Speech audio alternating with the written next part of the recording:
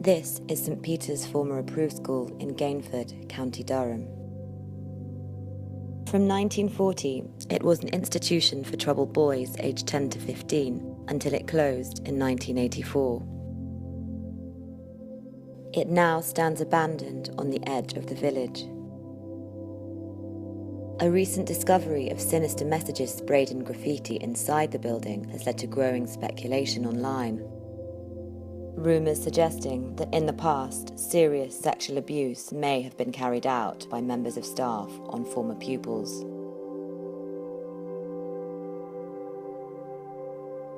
This film is an investigation into whether there's any truth behind the rumours.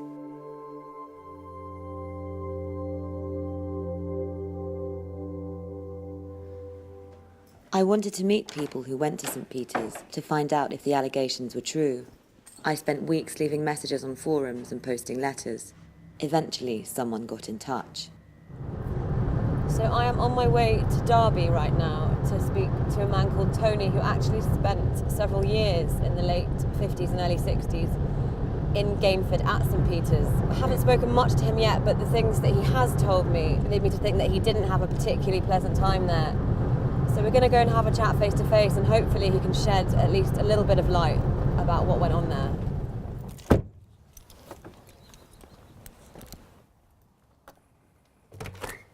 Hi. Hi. Tony? Yes, hello. Hi, I'm Joanna. Lovely to meet you. Hi, come in please. Thank you. Hi. Tony has been researching St Peter's for a number of years in an attempt to piece together gaps in his own personal experiences. I ended up in St Peter's because I come from a family of 10. It was a very difficult home environment. There was a lot of violence in my home between my father and my mother, so we ran away a lot, got into trouble, stealing things from school. We talked briefly on the phone about the culture of sexual abuse that was... Yeah, I was sexually abused 4 days by Mr. Darby, with an A, not an E. He used to come and collect me, usually after dinner when I'd be out playing. It was summer. The sort of thing he would say to me was that, did I know why I hadn't gone home, things like that, which I didn't know. I'm 10 and a half. And he would say that it was because they didn't care about me, because I was unwanted. And then he would sort of start touching me. He took my trousers off, took his trousers off, sat down in a chair, sat me in front of him on a little, whatever you call it, footrest, and began to masturbate it, put my hand on his penis, masturbate him. He made threats, that I wasn't to tell anybody else. This would stop me getting less pocket money, less, just general bribery, Like many young offenders institutions, St Peter's was run by the Catholic Church, under the control of the Diocese of Hexham and Newcastle. Tony requested access to their archives, and after a drawn-out process of several months, he finally received information relating to his time spent there as a boy. I don't believe I got all the information that I have about me. I'm interested in getting some resolution for myself, Some closure? Yeah. Because I know I didn't imagine things that happened to me. I know they happened. But nowadays it's all about evidence and proof, and the people who've got all the evidence and proof, they ain't coming forward with it. I think it's too late for me. I don't think I'll ever get any, if you like, justice for what happened to me in that school, because I think the elements are gone. I think the evidence is gone. I think the people are gone. Particularly, I think the perpetrators will be gone. I think it's affected the way I relate to people, my emotional state, my psychological state. I think it fucked me up, basically, emotionally and psychologically. I don't let people touch me. I cut my own hair. I don't even let a hairdresser touch my hair, So it's had quite a devastating effect in terms of how my life's been. It's always there, Yeah, definitely. We'll keep in touch with you and let you know of any... Yeah, that's the main thing for me. All right then. Thanks, Tony. Take See you care. later. Bye-bye. Cheers. Yeah. Ciao.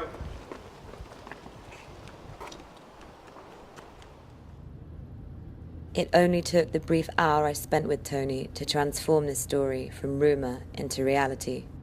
He confirmed he'd been abused as a child by someone named in the graffiti. My next stop was Gainford, County Durham. I wanted to see the remains of St. Peter's for myself. I'm about to get my first glimpse of St. Peter's, and almost on cue, this kind of spooky mist has descended upon the town. Is that it? Yeah, that's it. God, it is quite imposing, isn't it? You've seen danger, keep out. These days, the building has become a destination for ghost hunters and urban explorers. The locals consider it a blight on the otherwise picturesque landscape. Most want the building demolished, but its future hangs in the balance as the local parish council is in the midst of a battle between two companies who each own part of the site. It's not particularly beautiful. I mean, it's derelict, obviously. It's a bit of an eyesore, and I can understand why the village folk are not particularly happy with it being here. I'm going to meet a man called Mike Stowe, who's a local historian, who I'm told is the authority on everything to do with Gainford. So I'm hoping he's going to be able to tell me a bit more about St. Peter's.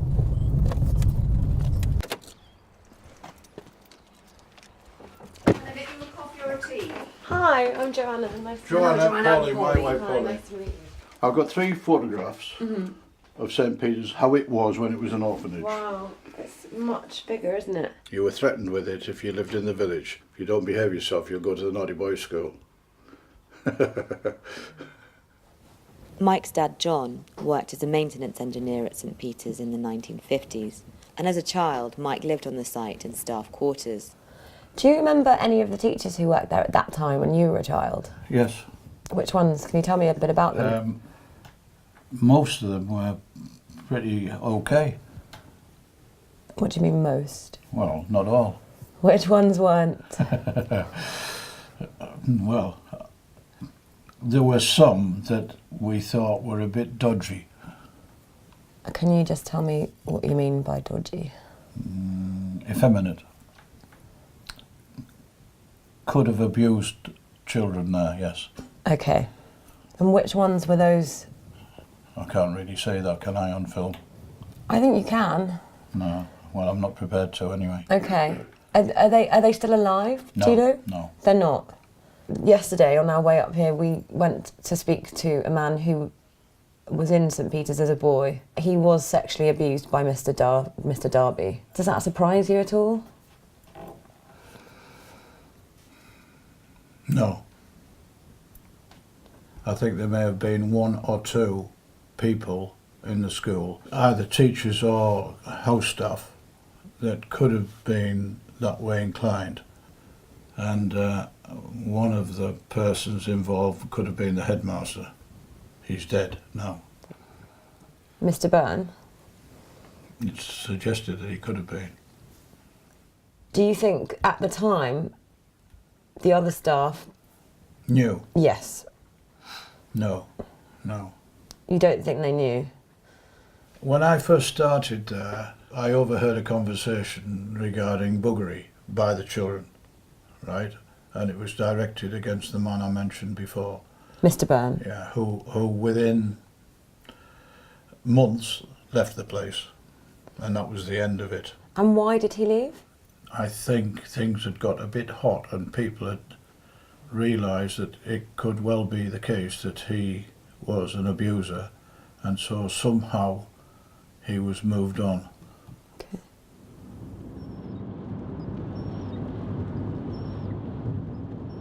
Mike confirmed that more than one member of staff could have been abusing pupils. Most notably James Byrne, who was employed as a teacher from 1947 and left as headmaster in 1971. I'm on my way right now to talk to another former pupil of St. Peter's who actually got in touch with me. He's quite keen to talk about his experiences, but he wants to remain anonymous. In 1965, at the age of 12, Robert was serving a 2-year sentence at St. Peter's for a series of petty crimes. The most serious was stealing a tin of OXO from the local shop. And what were the staff like?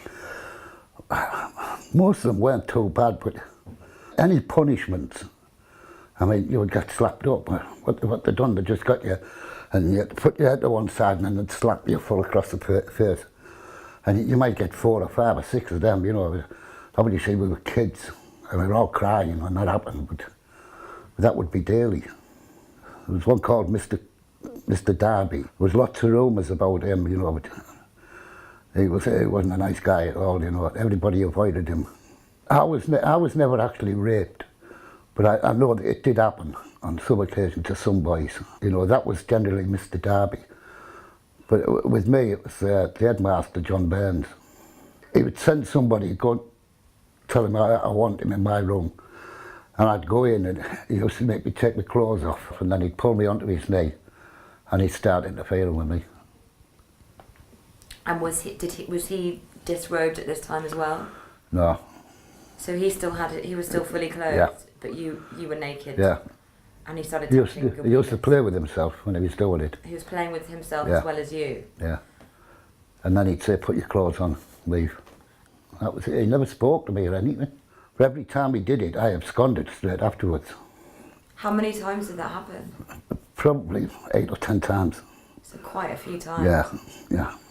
Robert claims he was abused by James Byrne 10 times over the course of a single year. Do you think this was going on to other boys at the school besides you? I know it was. You never knew who. And they had a priest there, Vincent Duffy. He was a nice little old man, but he was very touchy-feely. He'd forever cuddling you and then be playing with your ass. But apart from that, he was a nice guy, you know. He never went any further than that. You just had to be learned to be quick on your feet around him. You couldn't get away with it these days, could you? No. Did you ever say anything to the police or any of No. the authorities about what had happened to you? Nobody. Why did you not? I don't know. I think we were all ashamed of it. Because they're all preaching all the time. It was a Catholic approach school. And they were forever going on about God and Jesus and church and all this, and then doing that. Yeah. You know, which goes against everything. So do you think that the church were involved in some sort of cover-up? They had to know. You know, they had to. Robert did nothing to dispel the rumours. Instead, he confirmed he was sexually abused by Headmaster Byrne. He also suggested the resident priest, Father Duffy, behaved inappropriately towards the children of St. Peter's. So about a week ago, I sent a letter to the Bishop of Hexham and Newcastle, which was the diocese that were in charge of St. Peter's when it was an approved school. And I've just received a reply from the safeguarding coordinator at the diocese. It's not a great letter, to be honest. I asked for access to their archives, to any kind of archival information they had relating to St. Peter's, and they've straight up said no, which I kind of understand because they're bound by data protection, but there are some bits that they could have shown me that they obviously just don't want to. I asked specific questions about some of the staff there, just dates of employment, which they've kind of not answered really either. I feel like a little bit like they fobbed me off. So I guess the next thing to do is try and speak to Paul Young, the safeguarding coordinator, and try and arrange a meeting so I can put the questions that I have to him face to face. Meanwhile, I'd been in touch with a lawyer called David Greenwood, who specialises in child abuse cases. He told me that in the past few years, he'd been contacted by at least 10 people who claimed they'd been sexually abused at St. Peter's.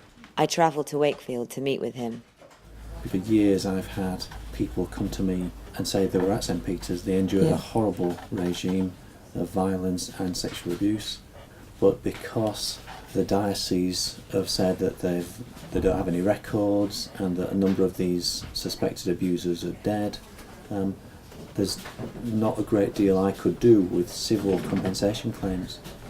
According to David's files, allegations of sexual abuse had been made against Headmaster Byrne, Mr. Darby, and Father Patrick Duffy. School inspection reports obtained from the National Archives also raised worrying questions about how the school was run under Headmaster Byrne. Inspectors would often raise concerns about the access Father Patrick Duffy had to children during the night. Elsewhere, it was highlighted that no external psychiatrist was allowed into the school against the advice of inspectors. The archives also showed that the school had a huge problem with absconding students. At the time, they were vilified in the local press and harshly punished for their actions. But I now know that for some of these boys, they had good reason. As Robert pointed out, every time he was molested, he'd run away, only to be brought back to Headmaster Byrne when he was caught. This is the one. I'm going to park in his drive. Hopefully he won't mind. I'd managed to get in touch with another former teacher of St. Peter's who agreed to talk to me on camera about what he knew. Hello. Mike Chapman taught maths at St. Peter's in the early 1970s. So when you arrived, who was the headmaster? It was a guy called Mr. Byrne, Jim Byrne. He appointed me, but within 12 months of me having arrived, he'd gone. And why did he leave? Well, as far as I was aware, he left because he had been interfering with kids at night, I'm afraid, in the dormitories. The matter was hushed up by what was then the Hexham and Newcastle Rescue Society. He just went quietly and nothing was announced. A new head was sought and appointed. It was known between the staff that something was I think going it was on. known in the school, yes. Yeah. And why do you think no one did anything about it? I don't really know. No kid actually came to me and complained of anything, and no colleague came and said a kid had come to them and and they were going to raise the issue. So I don't know. I don't know if kids didn't formally complain or if the people they complained to felt unable to raise the issue. Would you go as far as to say that the church went out of their way to cover it up? I think so. I think you could say that simply because the matter was never made public in the sense that it never appeared in a newspaper or on the TV.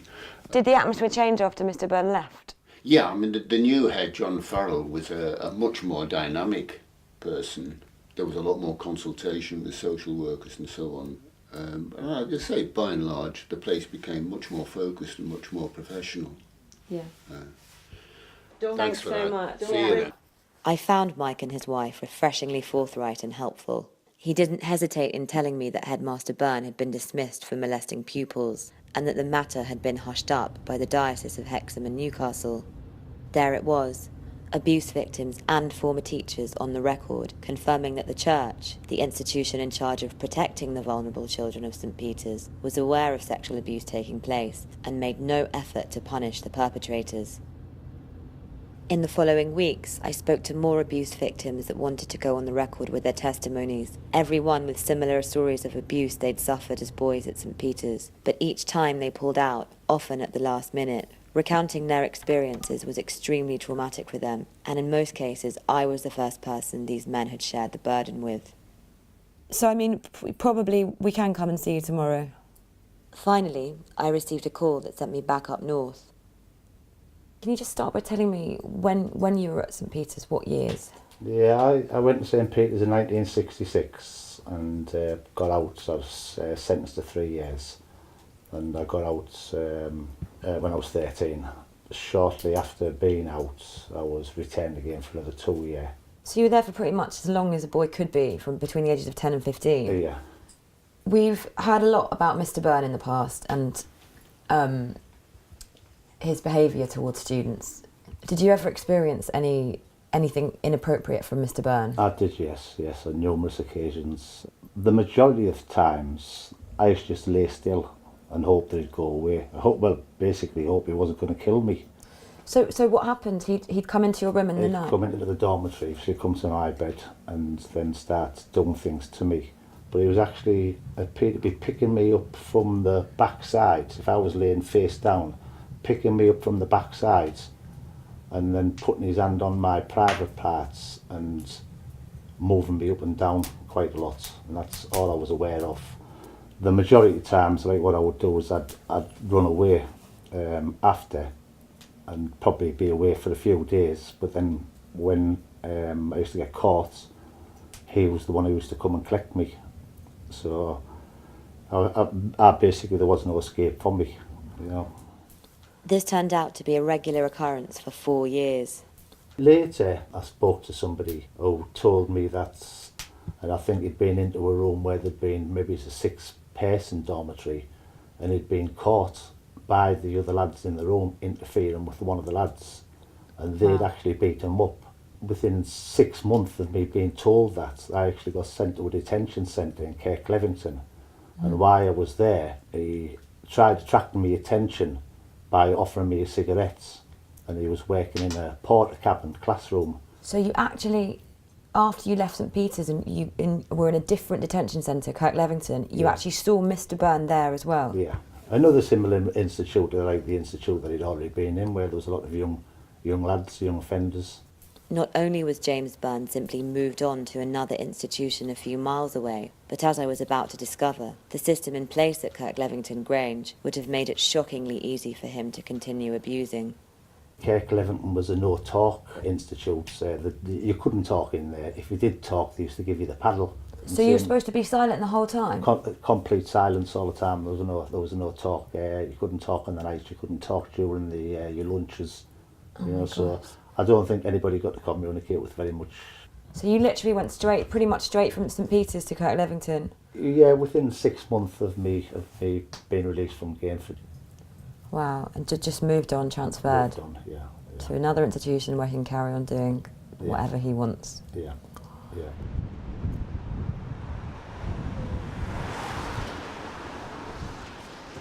I had set up one last meeting with Paul Young, the safeguarding coordinator at the Diocese of Hexham and Newcastle. I wanted to give the church the opportunity to respond to some difficult questions about their involvement in covering up decades of child abuse. But as I was on my way to the meeting, I received a phone call. Hello, Joanna, it's Paul. Hi, Paul, how are you doing? Not too bad, thank you. I'll not be available for interview this afternoon. Okay, and why is that, Paul? It's on advice, and the statement that we sent when we first had the inquiry, that wouldn't be the diocese's view at this moment. I've got a victim telling me that Mr Byrne, the head teacher, sexually abused him, was actually found, walked in on sexually abusing a boy, and then he left St Peter's and was moved on to Kirk Levington, not reported to the authorities, not arrested, just moved on. That implies that the church was well aware of what was going on, Paul. Do you know what I mean? Put those type of questions to me via email, and I will do my best to be able to respond to them. I guess Okay. I guess there's not really much else to say at this stage. No. Okay, My Paul. apologies again for the short notice. Yeah. But I'm sure we'll speak soon. Okay. All right. All right, Paul. Thank you. Thanks. Bye. Bye-bye.